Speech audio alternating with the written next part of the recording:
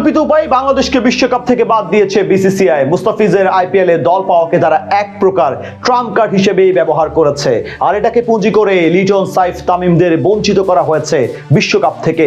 মহাপরিকল্পনার ফাঁদে শেষ পর্যন্ত হার মানতে হয়েছে বিসিবিকে। বিসিসিআই এর পাতা এই ফাঁদে কিভাবে আটকা পড়লো বিসিবি, সেটাই বিস্তারিত এই রিপোর্ট।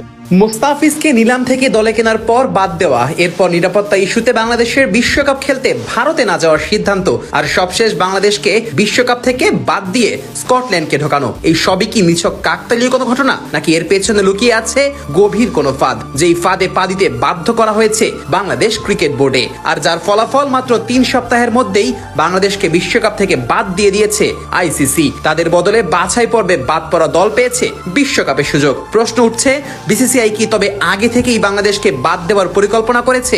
মুস্তাফিজকে শুধুমাত্র কি একটা দাবার গুটি হিসেবেই ব্যবহার করা হয়েছে? এমন প্রশ্ন শুধু সামাজিক যোগাযোগ মাধ্যমে ভক্তদের মাঝে ঘুরপাক খাচ্ছে না, বরং এ নিয়ে আলোচনা হয়েছে ক্রিকেট বোর্ডেও।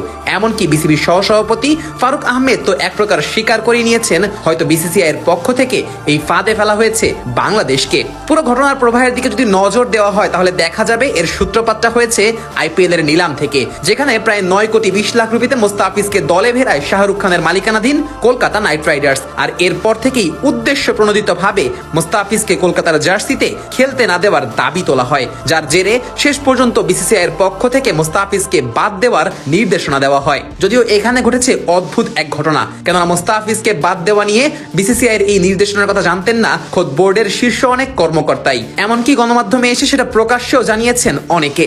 এখন প্রশ্ন হচ্ছে, তবে কেন মুস্তাফিজুর ইস্যুকে বিশ্বকাপের আগেই সামনে এনেছে বিসিসিআই? যেখানে আইপিএল শুরু হতে বাকি আরো মাস 3, সেখানে কেন বিশ্বকাপের আগেই মুস্তাফিজকে বাদ দিয়ে জল ঘোলা করা হলো?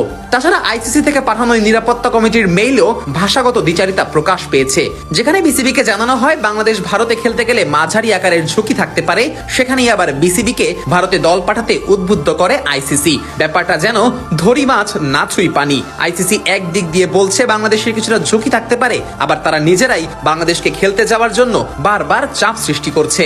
এখানেই মূলত আসল ফাঁদটা পাতে বিসিসিআই। আইসিসির সাথে যোগ সাজস করে তারা বাংলাদেশকে বিশ্বকাপ থেকে বাদ দেওয়ার ফোন দিয়াটে। মুস্তাফিজকে প্রথমে বিশাল অঙ্কে দলে ভিড়িয়ে পরে আবার তাকে বাদ দিয়ে দেয়। এমনকি আইসিসি নিরাপত্তা কমিটির মেইলেও জানিয়ে দেওয়া হয় নিরাপত্তা ঝুঁকির কথা। এমন পরিস্থিতিতে বাংলাদেশের সামনে বিশ্বকাপ খেলতে না যাওয়া ছাড়া আর কোনো পথই খোলা রাখেনি বিসিসিআই। বাংলাদেশকে এক প্রকার বাধ্য করা হয় কঠিন সিদ্ধান্ত নিতে, নয়তো এর আগেও এমন পরিস্থিতির মুখে মাথা নত করেনি বিসিবি। মাস কয়েক আগেও পাকিস্তানের মাটিতে খেলতে যাওয়া নিয়ে শঙ্কা ছিল বাংলাদেশ দলের, তবে সে সময়ও বেশ দারুণভাবে পরিস্থিতি নিয়ন্ত্রণে আনে বিসিবি।